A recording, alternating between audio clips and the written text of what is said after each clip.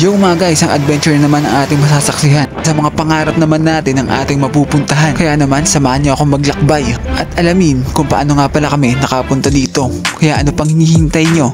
Tara, let's go! Yo mga guys, dito tayo ngayon sa Greenfield. So today is March 22.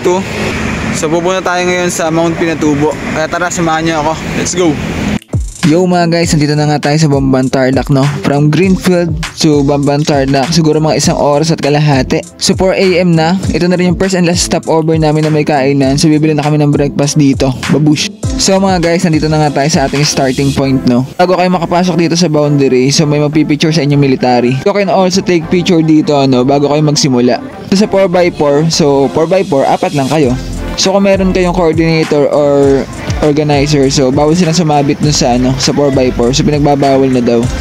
Time check, 5:47 AM, no? Saktong-sakto, hindi mainit, no? So okay na okay yung klima dito mga guys. Okay na okay yung gantong biyahe. Babiyahe kayo ng 5:47 AM papunta doon sa may Crater Lake. Solid yung ganitong oras, kaya piliin nyo yung ganitong oras mga guys. At sakto, napunta din kami dito sa 4x4, no? Sabi ko na sakto napunta kami dito, no? So hindi kayo pwedeng mamili ng sasakyan mga guys. Kaya pag napatapat sa inyo yun guys, no choice kayo, kailangan nyo sumakay doon. So hindi pwedeng mamili dito. So mga guys, grabe ang view pagka ganito, no? So ito yung mga pinapangarap nating mapuntahan. So yung mga bucket list natin, no? Hindi na lang puro drawing, hindi na lang puro pangarap. So mapupuntahan na talaga natin sa wakas. So kung dati napapanood lang natin, no? So ngayon as in, nandito na talaga tayo mga guys. Solid na solid yung view, no? Grabe pala talaga yung pinsala na dinulot ng pagputok ng Bulkang Pinatubo, no? Pero napakaganda mga guys. Ito na talaga yung tinatawag nilang a beautiful disaster, no? So what more pa kaya kung nandun na tayo sa crater. So abangan nyo. So time check, 6:22 AM na mga guys, no? So ito nga pala yung first stopover namin from starting point. So pwede na kayo ditong mag-CR. CR kayo dito, bawal yung maarte. Doon sa Kubul lang. So lumipat nga pala kami ng sakyan mga guys. Kasi gusto daw ma-experience sa kasama namin yung open, no? So parang kitang-kita naman talaga yung view. So sila naman. So dahil mababait kami, pinagbigyan na namin. Okay din palang sumakay sa ganito, komportable. Yung mga kasama ko nga sa likod, nakatulog na. Grabe, solid na solid yung view. Solid na solid din yung biyahe. Very challenging, pero ang lalakas ng mga sasakyan dito, no? So talagang well-maintained siguro yung mga sasakyan dito para sa ganitong sasabak sa malubak-lubak na kalsada. Tignan nyo naman yung view, para kayo nasa ibang bansa. Grabe, solid na solid. Sinasabi natin libutin muna natin yung Pilipinas bago tayo pag ibang bansa. So paalala ko nga pala sa inyo mga guys, kung kayo mapupunta dito, so magbaon na kayo ng salamin. Magbaon na rin kayo ng sombrero. Alam nyo kung bakit? Kasi magabok na mamaya pag uwi. Yung buhok nyo sobrang tigas, legit. Isa sa mga dapat hindi nyo makalimutan, yung tubig. So dapat first week pa kami ng March dito. Dahil sobrang dami ng tao ng panahon na yon, kinancel na lang namin. Kaya March 22 kami napadpad dito. Pero okay lang, at least natuloy. Recommended month ko nga pala ng pagpunta nyo dito, no? So March to May. Or June kung tag-init pa nun. Pag-ulan kasi hindi nyo ma-enjoy. So dito na magsisimula ang pag-akyat namin. Ang paglalakad. Wala pa yung mga kasama natin. Andun pa sila sa huli. Grabe oh.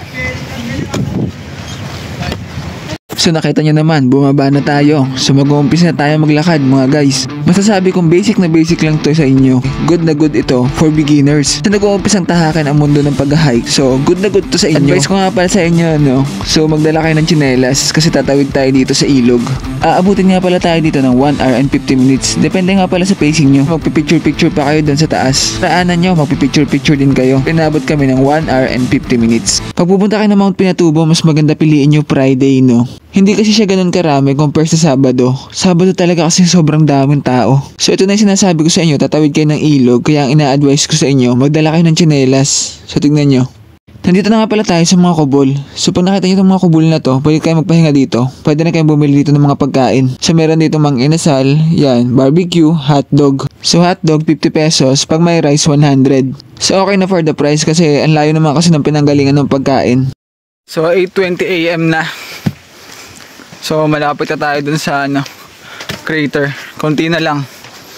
8:20. Yan. Halos patag lang talaga yung dadaanan mo dito, no? Ang challenging lang yung ilog.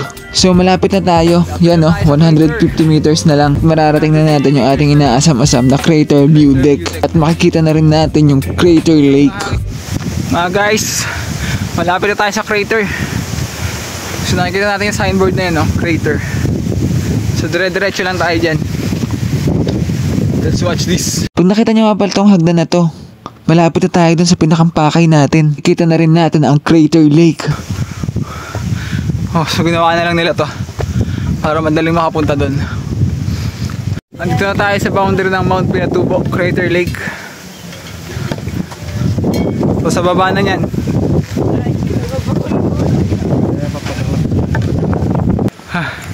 Guys, this is it, Pansit. Nandito na tayo sa Mount Pinatubo Crater. Ganda. Guys, ang ganda ng view dito. Grabe. Oh.